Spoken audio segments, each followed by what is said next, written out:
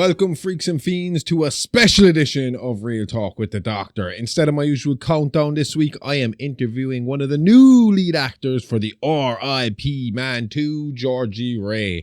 So usually you can only find this show on Patreon, but for these interviews going forward, I will drop these special episodes free on video on Spotify and Patreon with audio available everywhere else. So let's not waste any more time and jump right in with the star of the upcoming UK slasher sequel, the R.I.P Man 2, Georgie Ray.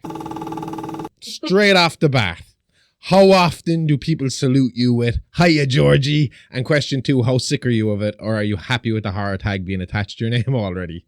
Because I'll be honest with you, when I was about to Instagram you the invite and I had to introduce myself first, it took a lot of restraint not to open the conversation with a gif of Pennywise going, "How are you, Georgie?" I know. I get it a lot. I would assume so. Before we get into it, fuck me, man. I am a huge fan of the last podcast on the left, right? I've been listening to them for over a decade. And of all the cases they've ever covered, there's only one that's made me feel uncomfortable. And I listened to it once and I never wanted to hear about it again. And then I started researching your career last night. And in your movies, in your IMDb page, you got a movie called The Sublime Aspect of Shadow, inspired directly by that one fucking story that I hate. The Armin Muse story. Holy shit. I watched it to prepare for the interview, so thanks for that. But shit. I hate that story. I hate that story. It's scary. It's very scary. It is. And I mean, I know it's a very man thing to say, but the penis thing is the biggest thing that irks me with that story. And it's not the whole cutting off of it. It's the fact that they tried to eat it and then they just hung out for a while afterwards again. I mean, I assume you had to deep dive that story in preparation for that movie, did you? Oh, definitely. The first time reading the script, I was like, oh, okay, we're going there. Okay. Oh, yeah, it's full penis. Thought, you know what? Yeah, full on. I wasn't actually there when they filmed it. Oh, fucking hell. Yeah, gutted. So, in my research, I noticed you're a bit of a budding scream queen. Your show reel is horror thriller heavy. Is it safe to say you're a bit of a horror nerd? Yes, absolutely. Yeah, love horror.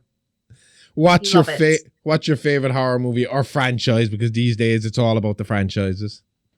I know. I think favorite standalone is Hereditary. Yeah, good movie. I mean, it's just phenomenal. It's creepy. Yeah, it's just obviously psychological horror, like at its best. Yeah, and it's a different type of scare. It's like the way they manipulated all the scenes and the shots was like, oh my god, it's terrifying. And who the fuck would see that scene coming with the little girl and the head? I mean, that was... It was just crazy. So you're into the elevated horror. What's your favorite? Oh, that changes day to day. Depends on what way you're looking at it. I mean, my first is Scream. Like that was the first movie I grew up on was Scream.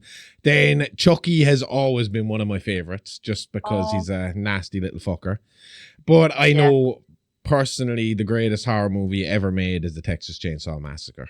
And I can watch that over and over and over and over and over again. But then there's other movies that constantly jump up, like Return of the Living Dead, fucking Terrifier. Terrifier is just taking over everything in the last couple of... Oh, man.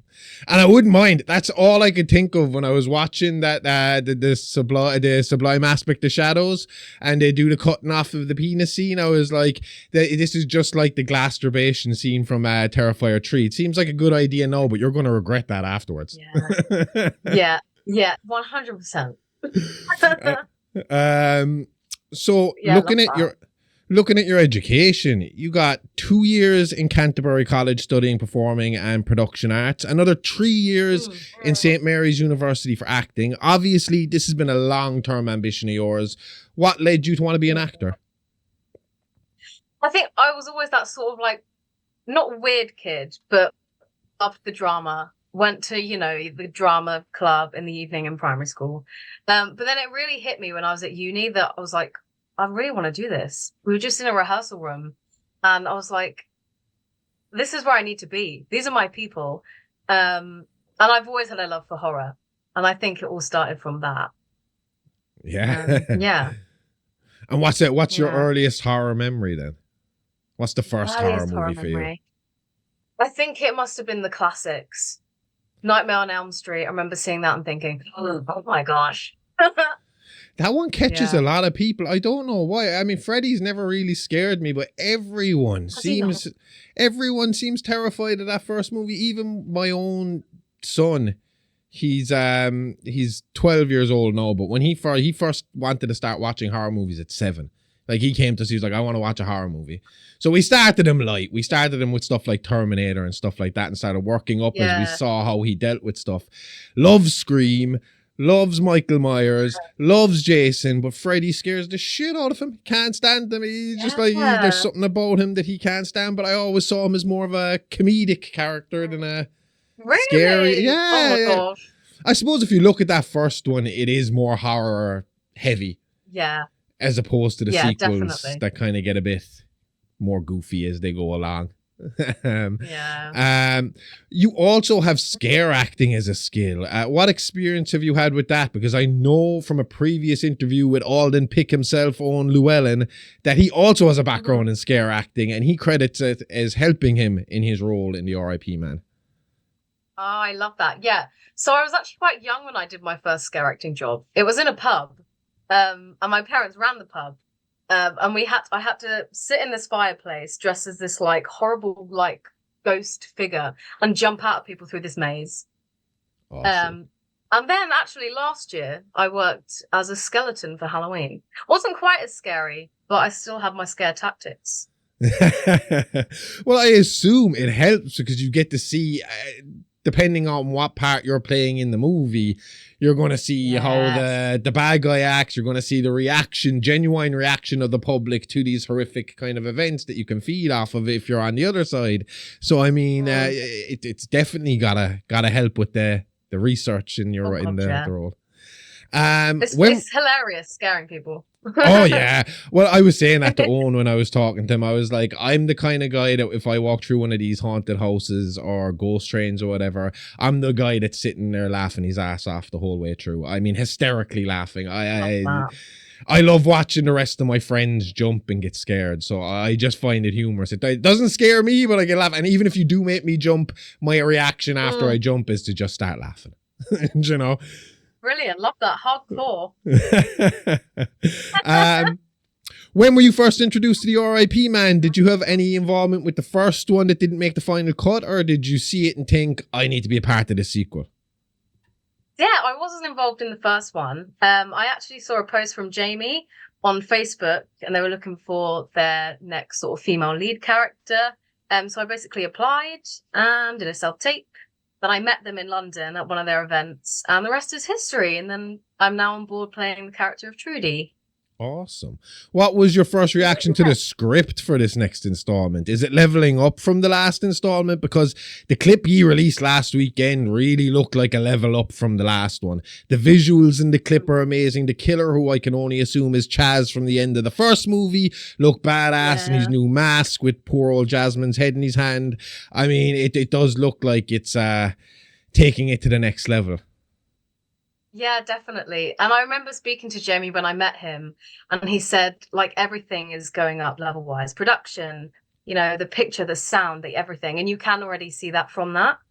But yeah, more gore as well. I think they're going definitely more hardcore with the gore this time. It seems to be the new, it kind of seems to be how the indie movies are taken. Even when we talk about Terrifier, you look at the first one that is micro budget, and then the next one just fucking blows up and takes things to a whole different level.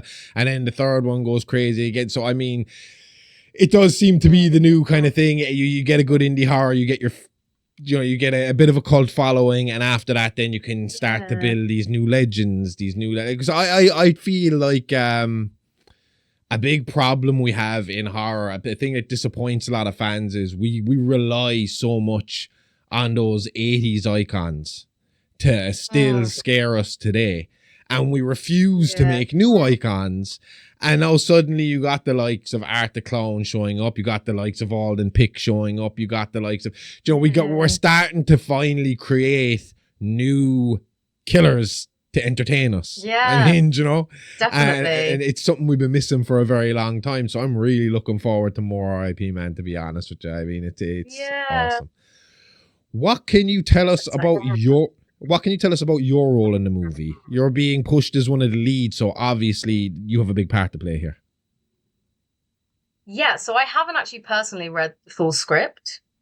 But I know that Trudy makes it to the end. She's very badass. She's got a very goth appearance, leather jacket, you know, spiky boots. You don't want to fuck with her, basically. No. So yeah, she sort of steps in, strong female. And who knows, she could save the day at the end. Who knows? We just gotta wait and see. I'll leave it there. Yeah. How do you prepare for a role like this? I mean, horror can be mentally and physically demanding. Do you have any special methods or rituals to get yourself into that headspace? I think for Trudy, she's almost like, it sounds crazy, but like an alter ego. And stepping into that, you know, quite a goofy, giggly person. But when like preparing for Trudy, it's like, she's not like that. She's a complete whole different vibe. She's serious. And I guess how I prepare, I just write a whole story. Like, what's her skincare routine? Like, what does she do in the evening? Like, just getting all of that sort of process together. Know them like inside out.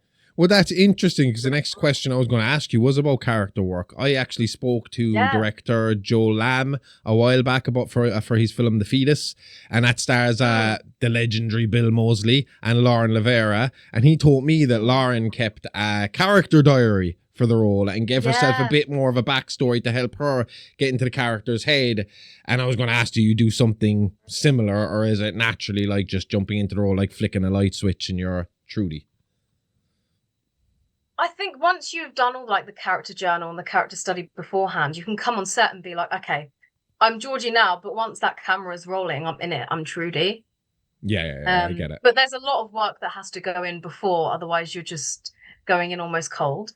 Yeah. No, I get it. I mean, I told Owen it last time when I was talking to him. And people who listen to me must be sick of me saying it, but I was once a professional, but for a short period of time, a professional wrestler. But I absolutely get the idea of being able to switch from one role to the other, because I used to tell people it was literally like flicking a light switch in my brain, and it was like things would go dark for a split second, and suddenly Josh was gone and the outlaw Harley Ray was here and I was him, and that was it. Yeah. And, you know, it took over completely for the 15-20 minutes they needed me to be that guy, and then I was just able to switch it off again. But I had to assume you're kind of the same at this stage. So once you have your character built up in your head, it's just a case of flicking that little switch and jumping personalities. God, yeah. And it's so fun. It's like two like different personalities going on when you're on a set. It is, and I wouldn't mind, because I remember when we were wrestling, most of the guys that we wrestled with thought I was absolutely fucking crazy because of the way I acted. But it was just a case of I had switched this guy on walking into the arena, and I was going to switch him off once we went home. But at the time, a lot of the guys were like, yeah, don't fuck with him. He really will beat you up. And it's like, nah, man, I'm cool. You're doing great, though. It's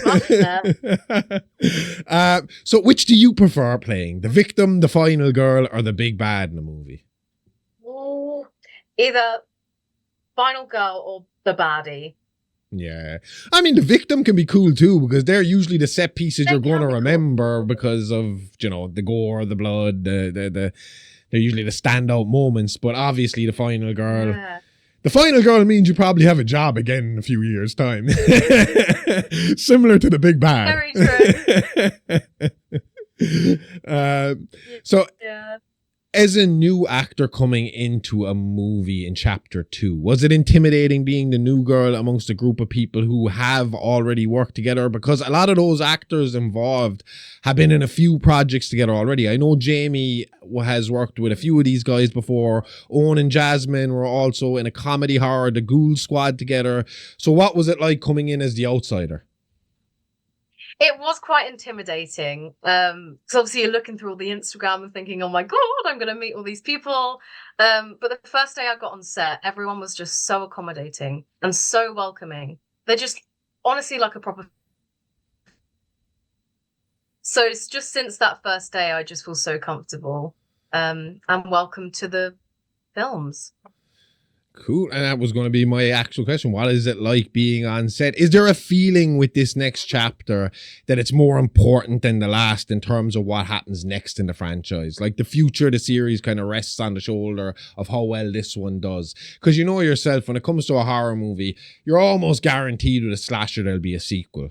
But in this case, is it a case of this has to do well so that we can pursue a third, fourth, fifth movie, or is there a more relaxed, easygoing atmosphere around the set?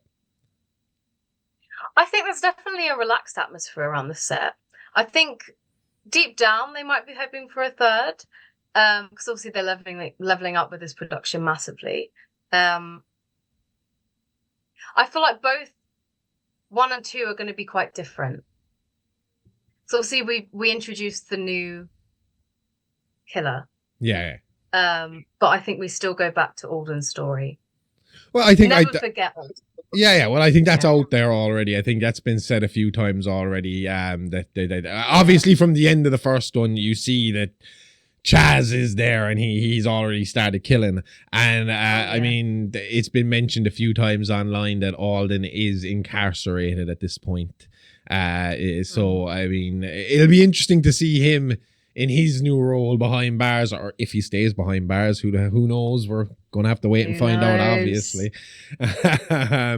Working on a small budget, then, can that be stressful too? Does that put extra pressure on you to get your scenes done as quickly as possible? Because obviously more takes you need, the more time is being eaten up, and as they say, time is money, which is even more true on a micro budget situation. Yeah, definitely. I know from what I've heard, a lot of the days have been quite long, sort of going into 14, 15-hour days. Ooh. But I think everyone on that set is just so determined. At this point, it's not about the money. It's not about, the budget. It's about, we need to create this magic and make this the best we can. And that's just such an amazing environment to be in. Well, that's what you want, isn't it? You want people who want to make great art. This isn't just another schlocky slasher movie. This is going to be something different, something, like we said, leveling up a bit, Yeah, and caring. You got to care. That's it. And that you can see that in movies. You can tell when it's just a throwaway indie movie to make a few bucks, or when the people absolutely love what they're doing and are there to make it as good as they can. I mean, going back to the Texas Chainsaw Massacre, you can see with 1 and 2, there was passion there. Then you can see 3 and 4, even though I love 3 and 4, the passion might have started, it started to become more about making money, and then they're just rebooting these things and throwing sequels and prequels at us that nobody cares about. But it's all about the money at that point. So it is nice to see fresh faces coming forward that give a shit about how the movie lands and how the art of the movie lands. That it's not just about let's make some money, it's about let's make a work of art here. Let's make something that people will talk about, Definitely, 100%. And what do you hope horror fans take away from this film?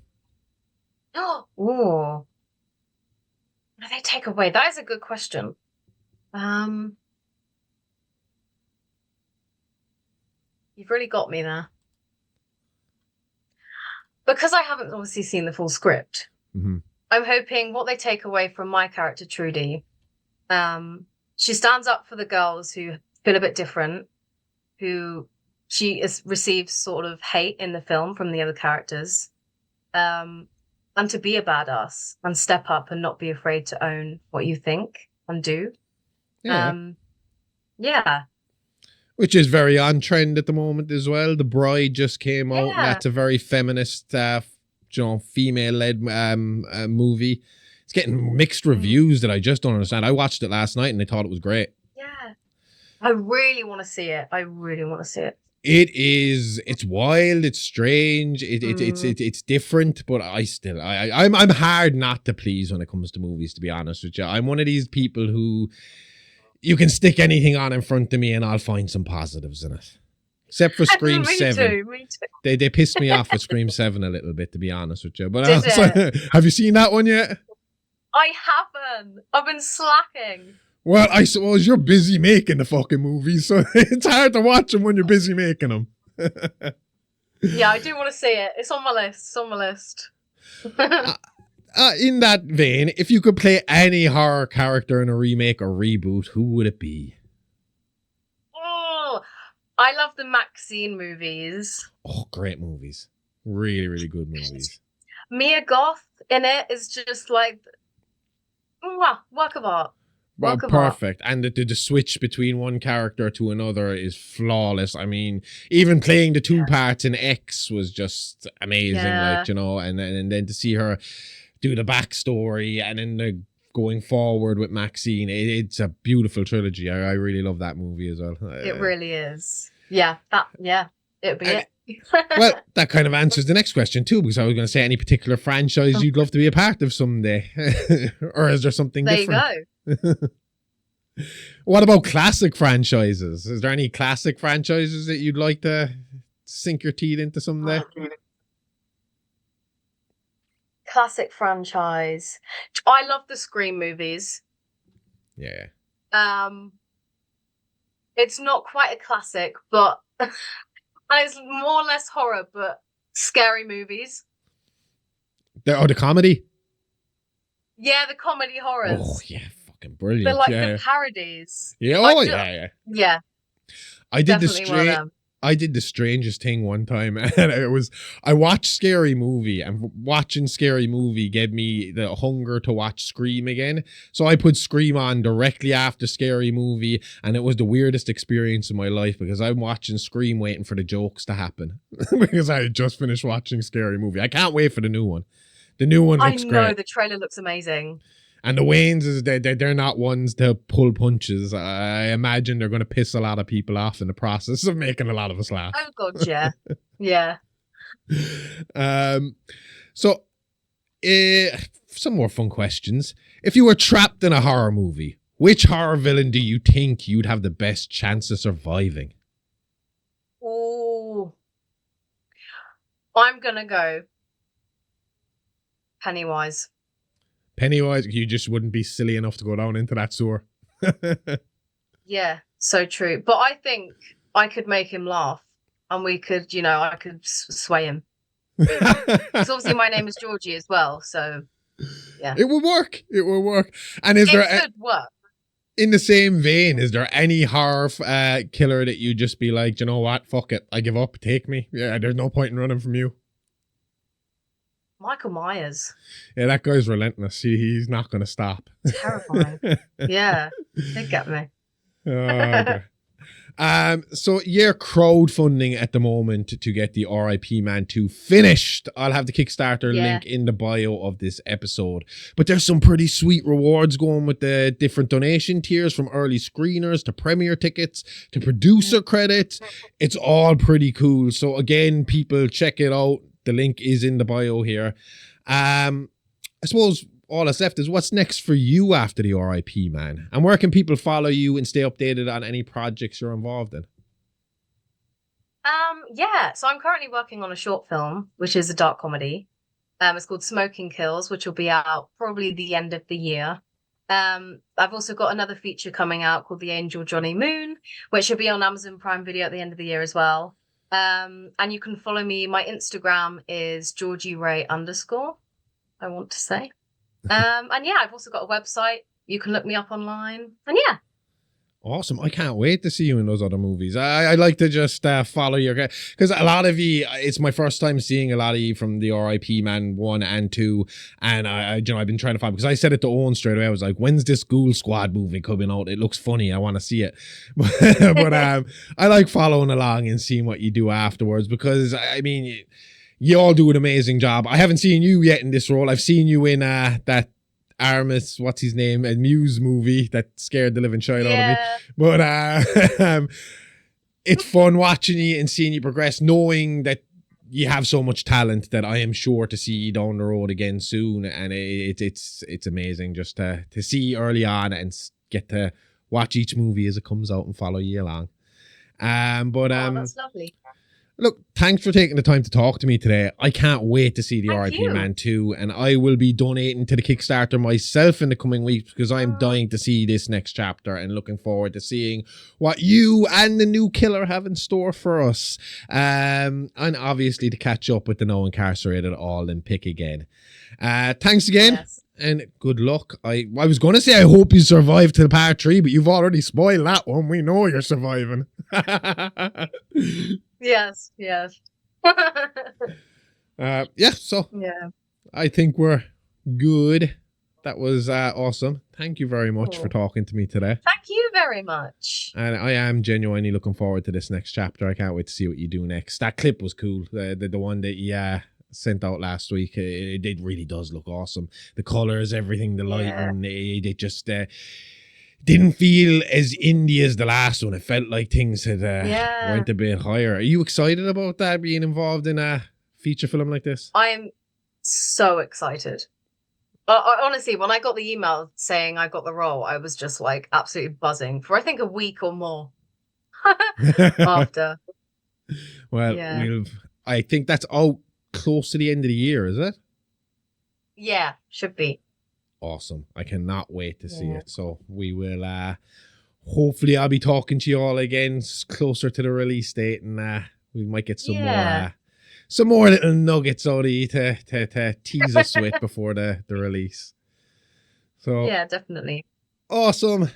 Thanks. Lovely. And I will see you in the movie. So that was Georgie Ray, star of the R.I.P Man 2. If you haven't seen part 1 yet, I highly recommend it. It's a fun watch, and the sequel is sure to be another banger. Again, go check out the Kickstarter in the bio and help these fine people get this awesome slasher over the line and onto our screens. If you want to see more of me and the gorgeous Amy Rose, make sure to check out our Patreon at the Horrorverse Network, where we have tons of bonus shows like It's Alive Action, Playing with Bones, Celebrity Rap Sheet, Mini Monsters, and of course, Real Talk with the Doctor. And Amy Rose's sexy photo drop every week, all on videocast and podcast. And check us out every Wednesday and Friday free on Spotify and Patreon for videocast, and everywhere else for regular audio podcasts with It's Alive podcast and the Horrorverse headlines. And don't forget to check out Amy Rose on Twitch every Monday 10 p.m. to 12 a.m. Irish time at Amy Rose 9. That's it for me this week. I'll be back next week with another set of reviews for ye to listen to. I'll see you all then. Same Alive time, same Horrorverse channel. Okay, love you. Bye-bye. If you like that, then check out our Patreon with subs only $5 a month with a 7-day free trial. That's at the Horrorverse Network, only on Patreon.